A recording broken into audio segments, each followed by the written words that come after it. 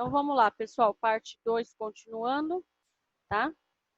Eu estava explicando o significado da palavra força sem ser a física, né? Em relação a outros assuntos. Então, nós temos a força também, ela pode ter significado de coerção, repressão, tá? Por exemplo, o protesto, exemplo, no protesto teve que usar a força da tropa de choque, tá? O, o, o seu Francisco lá brigou na rua e ele teve que usar força física para se defender, tá? A força também ela pode ter no sentido de repressão, tá? Você pode usar a força de repressão, fazer uma tortura psicológica na pessoa também, tá? Então, esse é um outro significado. A força também tem um sentido de intensidade. Exemplo, o discurso do palestrante teve tanta força, tá? Ou seja, a palestra dele foi tão forte que emocionou a plateia, tá? Então, no sentido de intensidade, tá? A aula de ciências foi tão legal, né, que os alunos prestaram atenção. Então, isso é um sentido de força de intensidade. Ô, Glória, quem dera um dia acontecer isso também, né? Bom, pessoal, todos esses significados, volto a repetir, no nosso dia a dia, não está errado, tá? Não está errado. Mas o que é preciso ter cuidado é a gente usar a palavra força no contexto científico, ou seja, no contexto da ciência, tá? Não pode confundir. No contexto científico, ou seja, no contexto da ciência, mais especificamente física, o termo força é uma coisa, tá? No nosso dia a dia, ela é outra. E no nosso dia a dia não está errado usar a palavra força nesses termos aqui, nesse significado. Tá? A apostila ela trouxe só essa comparação aí para você entender. Mas continuando na página 4, agora, vamos para a física agora, propriamente dita. Aí na página 4, continuando. Bom, volto a repetir. Quando a gente empurra um objeto, ou puxa um objeto, a gente faz uma determinada força nesse objeto, tá? Ixi, apagou minha setinha aqui. É uma seta aqui, tá, pessoal? Vou inserir ela aqui. Essa força na física, tá, pessoal? A gente usa lá na física, a gente usa, nós vamos aprender agora sinalizações. A gente vai usar muitos símbolos, muitas sinalizações e fórmulas também, tá? Não precisa se assustar. Tudo vai ser bem bonitinho explicado, tá? Aqui minha seta, ó. Ixi, deu uma bugadinha aqui. Deixa eu arrumar para vocês entenderem. Então, na física, a força ela é representada por uma seta. Então, já deu para ver aqui no desenho, ó. Tá? Então, nós vamos trabalhar só a setinha agora. Na matemática, isso se chama seta, né? Para física, essa seta se chama vetor, tá? Então, memorize essa palavra. Daqui para frente, a gente só vai trabalhar essa palavra. Vetor, tá? Agora, a intensidade da força aplicada, por exemplo, ao empurrar de uma caixa, como que eu vou saber que ao empurrar uma caixa eu estou fazendo pouca força ou estou fazendo muita força para empurrar? O tamanho do vetor, tá? Se o meu vetor for curtinho, significa que eu estou fazendo pouca força. Agora, se o meu vetor for maior, ou seja, se a seta for maior, então significa que eu estou fazendo uma força maior, uma intensidade de força maior. Então, a intensidade da força aplicada, tá? Vai depender do tamanho do vetor, do comprimento da setinha. Se é uma setinha pequena, curta, é pouca força. Se é uma seta mais comprida, ou seja, um vetor mais comprido, eu estou usando uma força maior.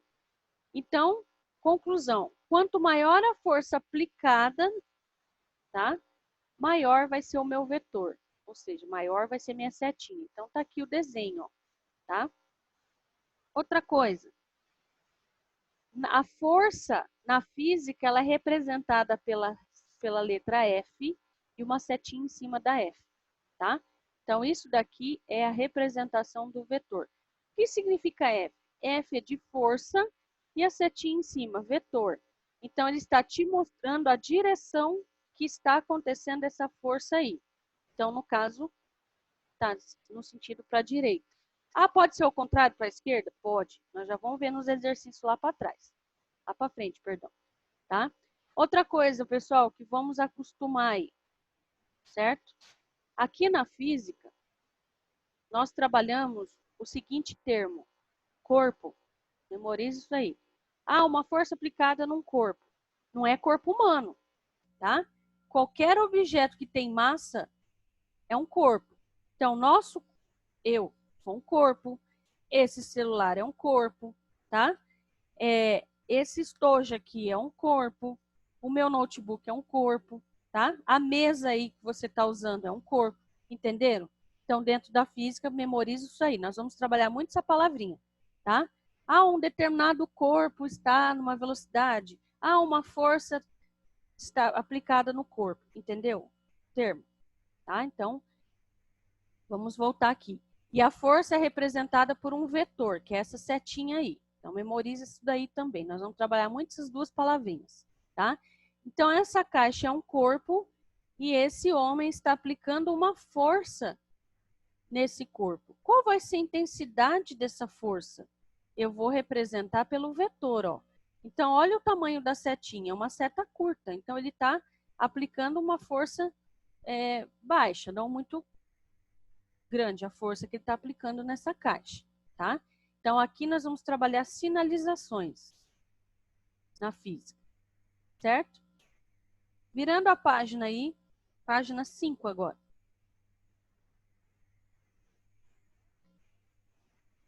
Bom,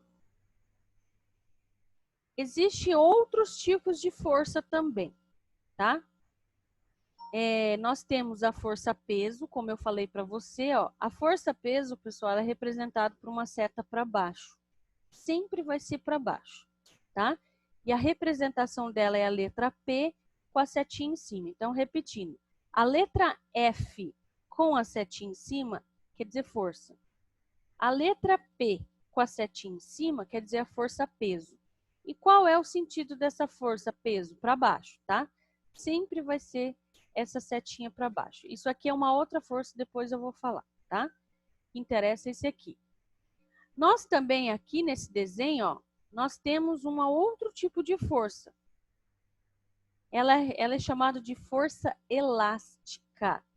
A força elástica eu vou utilizar em qualquer corpo que envolve mola, tá? Porque a mola, ele é um objeto espiral, né? Que ele faz esse movimento aqui, ó, tá?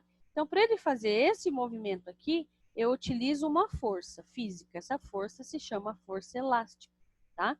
Representada aqui pelo esse desenho. De novo, o Fzinho com a setinha em cima e embaixo aqui você pode escrever elast ou EL, tá? Para representar essa força aí. Então, repetindo, força-peso é uma seta para baixo, tá? Como eu expliquei lá no começo do slide. Força que envolve molas, né? Que faz esse movimento aqui, é força elástica. E eu posso ter um FAT, que a gente chama, né? FAT. O que é esse FAT? Quer dizer força de atrito. Já vou falar dele. O que é força de atrito?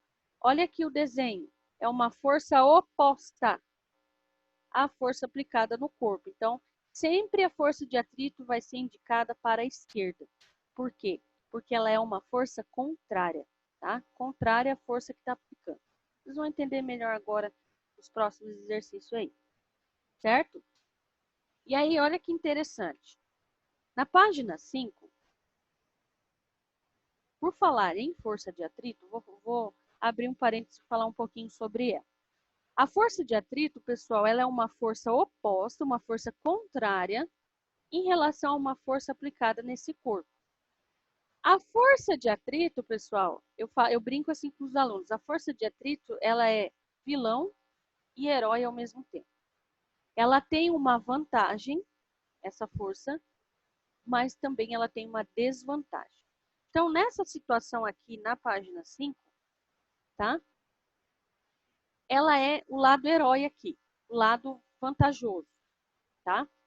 Eu vou ter muita força de atrito atuando aí no nosso dia a dia nos pneus dos carros. Não sei se você já observou, o pneu do carro, ele é cheio desses troços aqui, risquinhos, sei lá, como diz aí os alunos, cheio de risquinho. Esse risquinho aí não é para deixar o pneu bonito, não. Isso aqui é físico, tá?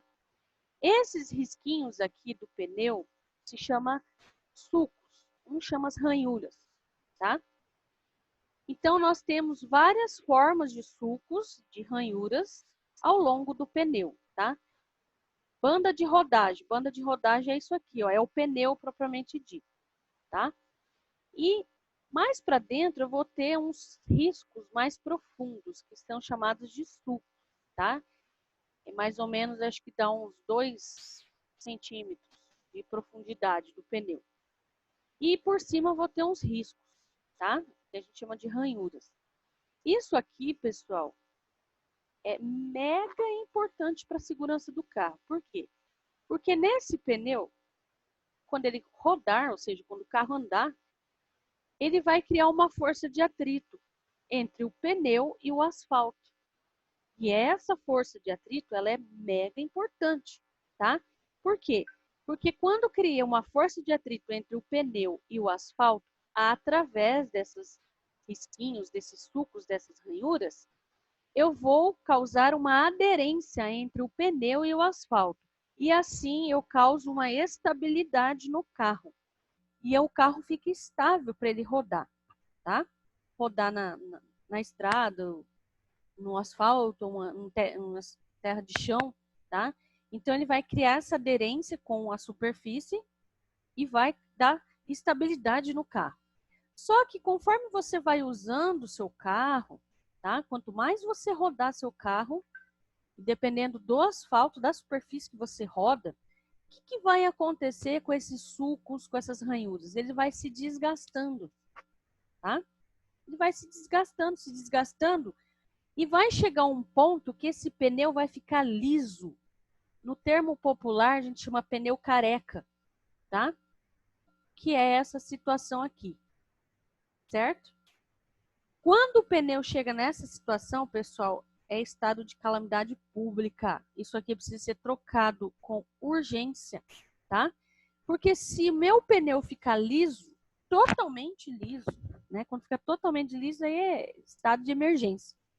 O que vai acontecer? Esse pneu ele vai rodar na superfície como se patinasse, ele não tem atrito. Se ele não tiver atrito, eu não vou ter estabilidade do carro. Se eu não ter estabilidade do carro, fortes chances de acidente, especialmente, já te dou a palavra, tá, Murilo?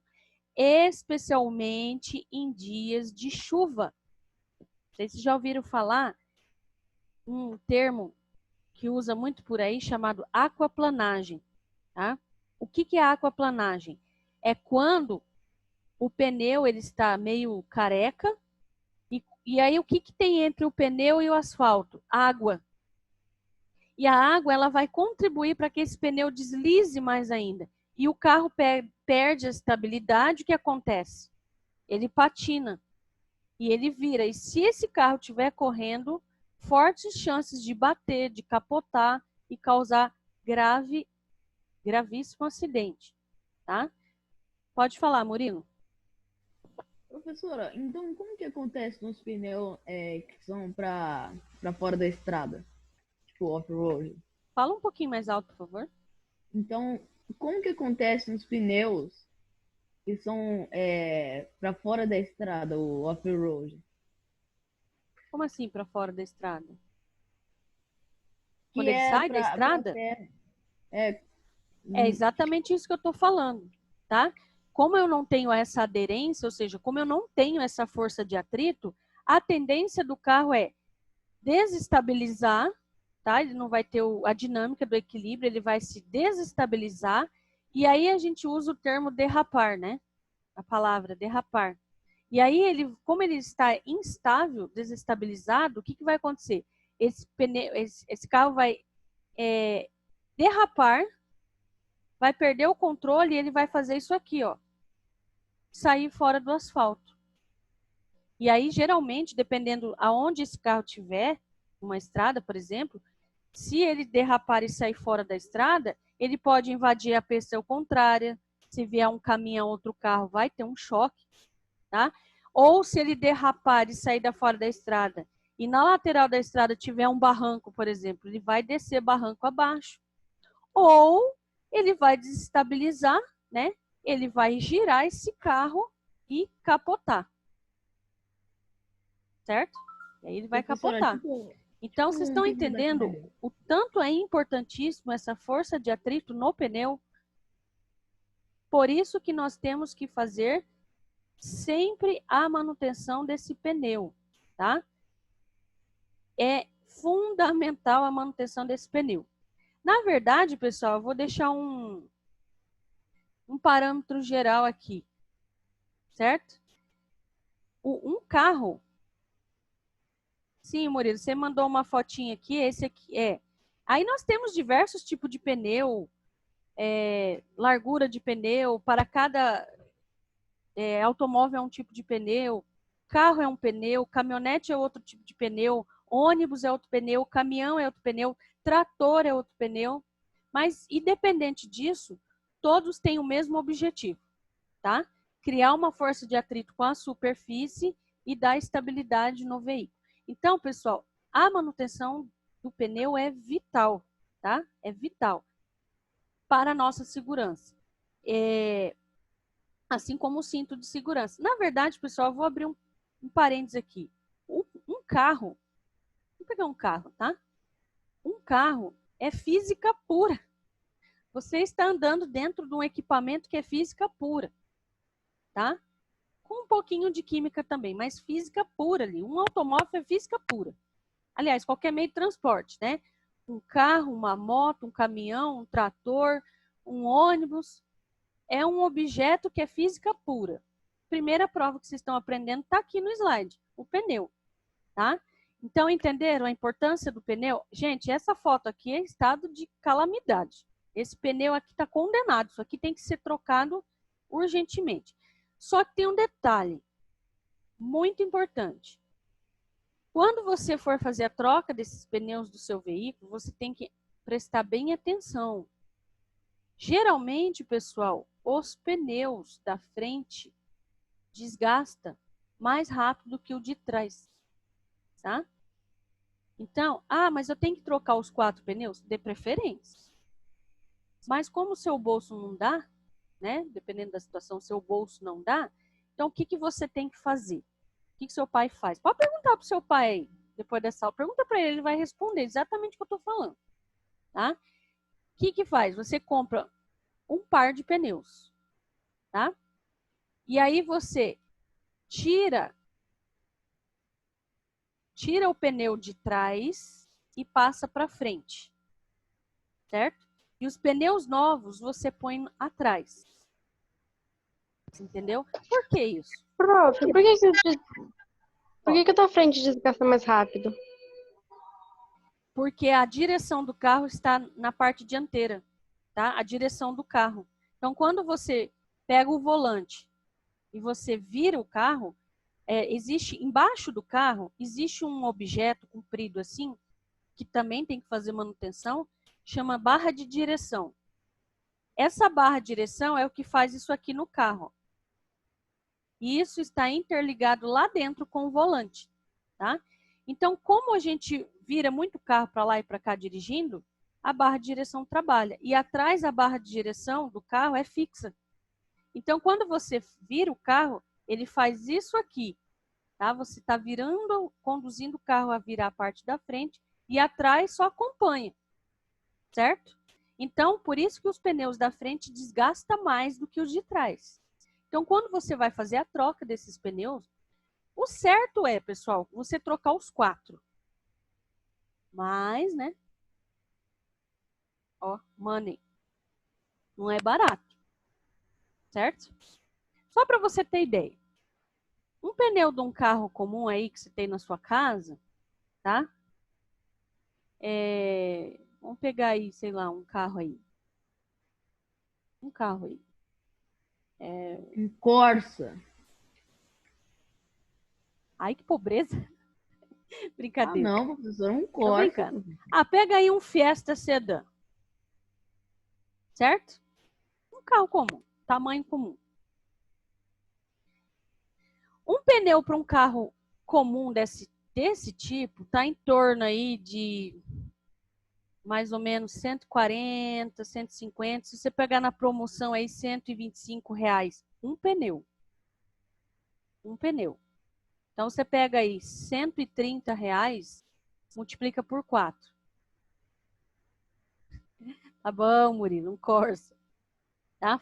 Quem tem calculadora aí, ou faz aí no cantinho, rapidinho. Pega aí, vamos arredondar, R$ 130. O carro tem 4 pneus, então vai ser 130 vezes 4. Depois me fala. 520. R$ 520. Aí eu te pergunto, você tem R$ 520 no bolso?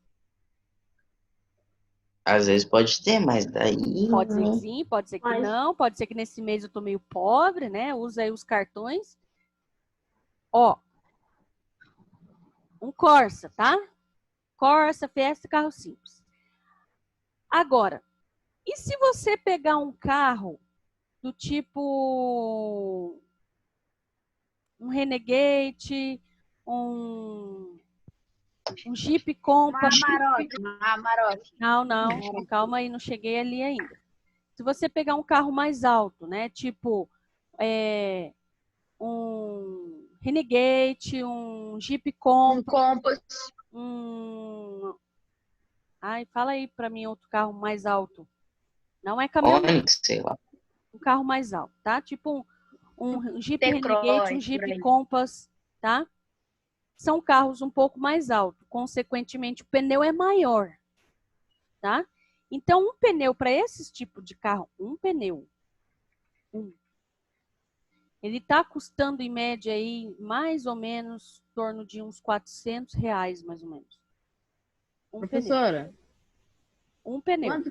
quanto que é uma Lamborghini, professor? Ah, os carros de luxo, portanto, não vou nem comentar, tá? Ó, tá em torno de uns R$ 400 mais ou menos um pneu. Então, se são 4 vezes 4, 16. 1.600. Aí já vai para R$ 1.600. Beleza. Agora o Diogo falou Amarok. Agora vamos para o grupo das caminhonetes, né? Amarok, S10, L200, o que mais? As F350 lá da Ford, tá? Então, os pneus de caminhonete já dói no bolso. Um pneu de caminhonete está em torno aí, mais ou menos, de R$ 700. Mais ou menos. Um pneu, tá? Multiplica por 4. Nossa, que eu ia fazer a conta. Dá 2.000, um pouco. Por aí. Você vai gastar em média aí de R$ 2.000 a R$ 2.500 em 4 pneus para uma caminhonete. Tá? Vocês entenderam? Então, não tem jeito. Ai, eu não vou comprar. Então, tem que comprar, gente. É segurança. E física, né? Estão aprendendo aqui. É física. Tem que fazer manutenção. Tá? Professora, e de um trator? Nossa. Sem comentar de um trator. Certo? Pessoal, ó, só para fechar esse assunto aqui dessa página, que tem atividade para fazer, tá? Deixa eu só fazer um comentário. Que as pessoas não têm noção. É o que eu, meu marido e meu filho mais velho, a gente sempre está conversando e discutindo aqui em casa. As pessoas acham assim, eu vou comprar um carro, comprar uma caminhonete. Né? Gente, comprar um carro, comprar uma caminhonete, não é simplesmente comprar, botar combustível e ir embora. É como se fosse um membro da família, como se fosse um filho, tá? Um carro, um veículo, você precisa ter dinheiro. O combustível, claro, em primeiro lugar, que também não está barato, tá? Você precisa de dinheiro para fazer a manutenção desse carro, começando pelo pneu, tá? Começando pelo pneu, porque se você quer um conforto, andar num carro bom, uma caminhonete boa, tem que ter manutenção. E as manutenções, pessoal, não são baratas. Ela depende do tipo do seu carro, do modelo do seu carro e do ano do seu carro, tá? Então, por exemplo, carros de marca da linha Jeep, Kia, Honda, tá? Citroën, são marcas importadas. E peças importadas, pessoal, é caro. Eu falo isso porque meu marido trabalha com isso. Então, ele sempre está conversando comigo. Tá? Só para você ter ideia, um retrovisor de Corsa, por exemplo, se estragar e você for trocar, dependendo do modelo do seu Corsa, você vai gastar aí no retrovisor no máximo R$100. Agora, se você for trocar um retrovisor externo, tá? Um retrovisor desses carros dessa linha, tá? Você vai gastar aí de R$1.000 para frente. Um retrovisor, tá? Fora as outras peças. Então, você vai gastar dinheiro com a manutenção, tá? Muitas vezes, por exemplo, eu particularmente não gosto dos carros da linha Peugeot. A Peugeot é uma empresa francesa. As peças do carro Peugeot são importadas, tá? E quando você estraga qualquer peça do carro da linha Peugeot, ó, demora para o teu carro ficar pronto. Por quê? Porque as peças são importadas. Então, o que tem que acontecer? A distribuidora ela tem que fazer o pedido. Essas peças elas têm que chegar aqui no Brasil. Ela chega numa distribuidora para depois chegar aqui em Campo Grande. Tá? Isso ocorre com os carros da Peugeot, com os carros da Kia. A Kia ela é japonesa, se não me engano. A Honda, a Citroën. Tá? Então, são carros bons, são ótimos.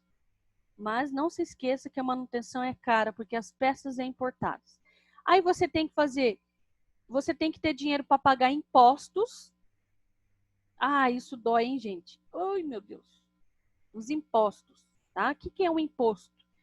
É um dinheiro que você paga para o governo. E qual é o imposto de carro? Se chama IPVA, IPTU?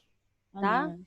Já ouviu isso aí na sua casa? Quem tem carro aí na sua casa, você ouve os pais de vocês pegar um papelzinho e falar, nossa, IPVA do carro chegou, né? Que é IPTU, professora? Oi. O que é IPTU? IPTU é de casa, é um imposto também. Ah, tá. IPTU significa Imposto Predial Territorial Urbano, tá? O imposto da sua casa, certo?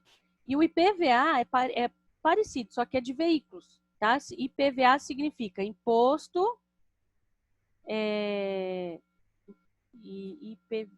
imposto não sei o que, veicular, não sei o que, uma coisa assim, tá?